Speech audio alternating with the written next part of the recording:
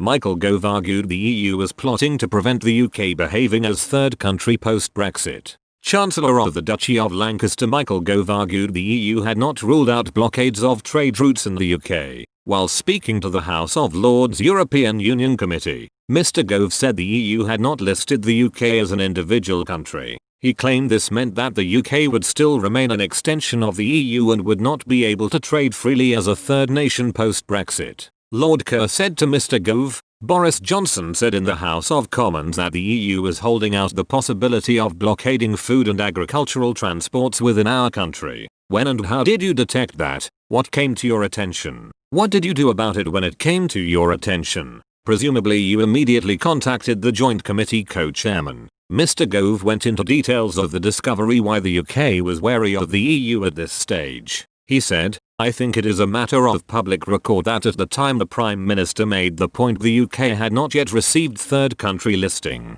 This was for the export of products of animal origin. That country listing exists for countries like Mongolia and other nations. Lord Kerr pressed Mr. Gove for more of the details behind the revelation the EU were planning a blockade inside the United Kingdom. He said, what was the evidence for that? Mr. Gove replied, if it is the case the UK has not or will not be granted third country listing, that would mean that country could not export any food or products of animal origin at all to the European Union. It is not just a case that there would be checks. There would be no opportunity for us to export. Mr. Gove also took aim at the European Union for their legal action against the UK following the Internal Market Bill passing through the House of Commons. He said, the provisions in the bill are intended to be a safety net, to ensure that if there are areas that need to be addressed, that first of all the Joint Committee should address them. Then if no agreement can be reached by the Joint Committee, an arbitrary process of course kicks in. But we reserve the right, if the legislation is there,